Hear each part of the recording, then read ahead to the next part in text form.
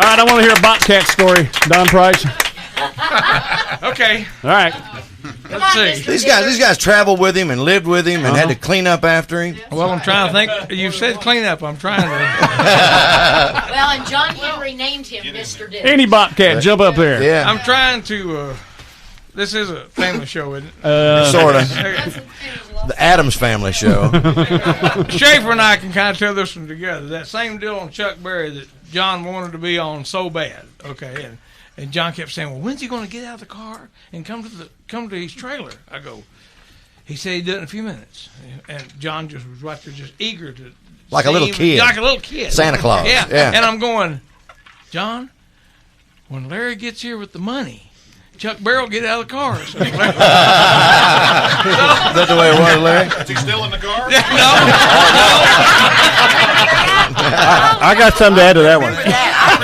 I remember What that. happened? What happened was I'd never booked Chuck before. We were doing a barbecue promotion down there with Howard Smith, who I hope is healing well after being shot at the bank. By the way, Howard, how are you doing? Oh, yeah. It was gut shot, wasn't it? Gut shot. Yeah. No, he's okay. True story. I know it. I know it. Absolutely true So, story. so I know I book Chuck Berry, and I get all these warnings from people. Well, he's a really strange guy to deal with, and part of his deal is you pay him $25,000. It has to be cash.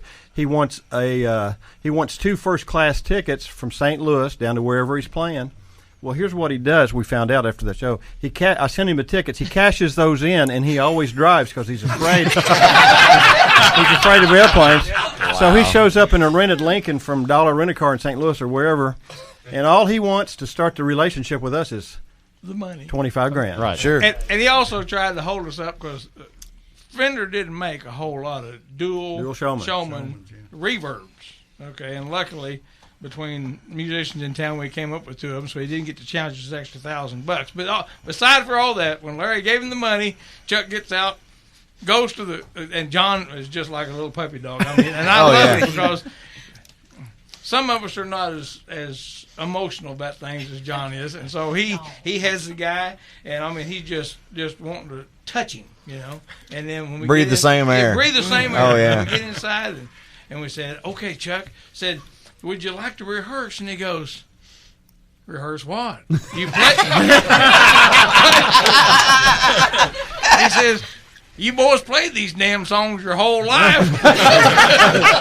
So, in order to get John on stage, and somebody said they didn't know how we did that. What we did is we made it seem like there was trouble with one of the monitors, and so John ran up there acting like he was going to Technician going to fix the monitor.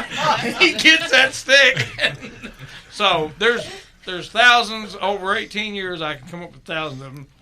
Basically, we didn't let John book the band because he was so good-hearted. He'd do it for nothing. He'd give it away. Somebody come along and say a benefit or something, and can we do that? And he'd be there, and we going, John, we can't do this. Yeah. The word no hardly ever came out of his mouth. No, the word no, and so I can say 1,000 things about John, but he's just a good man.